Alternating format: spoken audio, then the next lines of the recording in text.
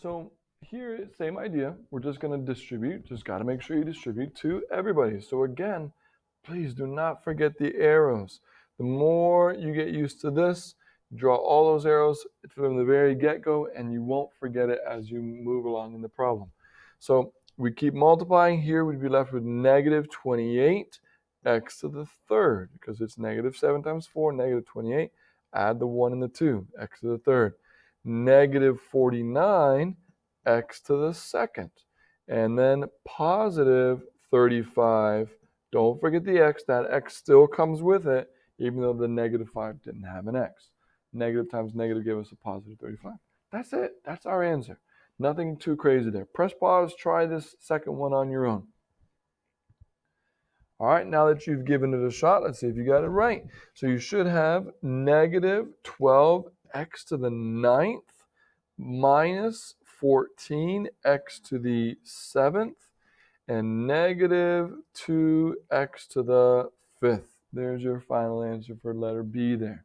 So you can see that all we're doing here is we're doing a monomial times a polynomial. The monomial is on the outside, right? And that monomial is being distributed to every single one of these terms within the polynomial. And getting good at this process is going to really help us for what we're trying to do tomorrow. So here are a couple more practice problems for you. I just want you to see how this changes at the very end, and then we'll call it a day for today.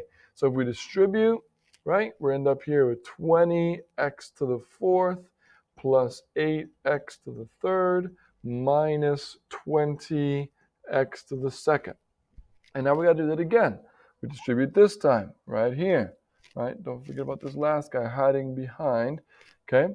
And so here we're left with negative 14x to the fourth, positive 2x to the third, and negative 16x to the second.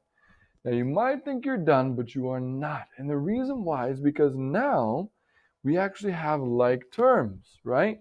We have these like terms. 20x to the fourth, negative 14x to the fourth. 8x to the third goes with 2x to the third. And negative 20x to the second goes with negative 16x to the second. So we're combining the variables that have the same exponent. So in this case, my x to the fourth, 20 minus 14 is 6. So 6x to the fourth power. The x to the thirds, you add those together, you get 10x to the third, 8 plus 2. Remember, when you add them, though, don't forget, when you're adding them together, we multiply that first, exponent is changed. Now that we're adding or combining our like terms, exponents stay the same. So that's where people make a lot of mistakes, is that multiplication, your exponents are going to change. But when you're combining like terms, your exponents are going to stay the same. Last but not least, here, negative 20, negative 16, negative 36x squared. All right, so that's what our goal was today, was to really make sure we could multiply. Go ahead and try out the last question there if you want. But that sets the stage for what we'll be doing tomorrow. Tomorrow we'll be looking at even further, but let's look at some actual practice problems here just real quick with area. I think this is pretty easy. All we're going to do is take this, multiply it times 2x squared. But what I wanted to do was look at some of these cool ones here where we have a section missing. So that's letter Q, and then we'll do one of these as well. So if we have a section missing, like we do here, I'm going to scroll this down a little bit. What we could actually do is find the area of the entire thing and then remove this section, right? Remove that section.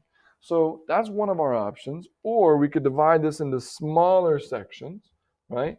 We could divide it into this guy and then this guy and then that. That's totally up to you, whichever method you'd prefer. I'll go ahead and show you using the red color there, divide it into a couple sections.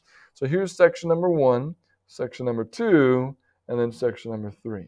So for section number 1, all I'm going to do is multiply x and 2x. So that's just going to be 2x squared, right? Then this might be hard for you to see, but if this is x and this is 2x, then that's got to be x as well right here. So really it's just x times x which is x squared. And then for section 3, very easy. If that's 2x at the top, this 2x over here is the same as this 2x over here. So if I multiply those together, I get 4x squared, 2x times 2x. So now to find the area, I just need to add all of those together. Pretty straightforward. They're all x squareds. So since they're all x squareds, we can add them all together. That gives us 7x squared. Because 2 plus 1 plus 4. All right, last question for the day is to make sure that we can find the area of a shaded region. And it's very cool or very interesting when we have this type of question here, because this happens all the time. Say, for example, that you are buying new grass or new sod for your lawn, but you have a massive patio. So you're trying to put new grass here, but you have this massive patio in the middle. Well, you need to figure out how much grass you need, and this would be a really good way to do it. You obviously don't need the grass from the patio, right? So what we're going to do is we're going to use a way to find this area. So let's give this a shot, right? The first thing you want to do is, I'm going to kind of set the stage here over here on the right-hand side, is to keep it really simple. What we're going to be doing is we're going to be taking the big area minus the small area. Big minus small. So when I say big, what I mean is the entire rectangle, right? Our entire length and width here.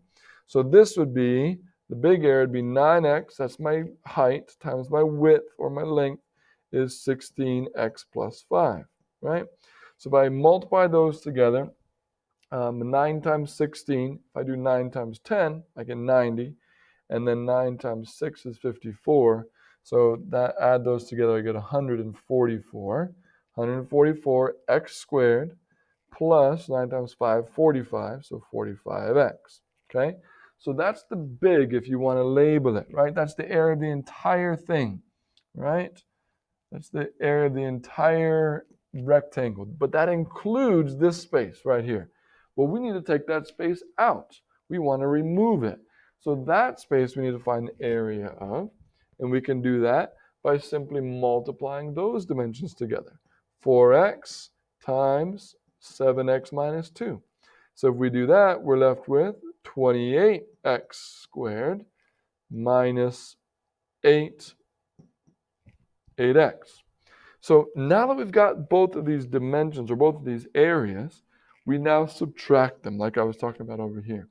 So remember, big area first, 144x squared plus 45x minus the small area. My small area was 28x squared.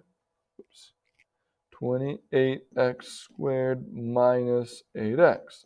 Now, hopefully you've noticed that I've intentionally made a mistake here. I left something off, just like we talked about at the beginning of the lesson, that whenever you are subtracting, your second section or your second polynomial needs to be in parentheses. So if I distribute that, that's now negative 28x squared plus 8x. You don't think it makes a big difference, but it really does. Combine those like terms. Okay, so my like terms are the 144 x squared.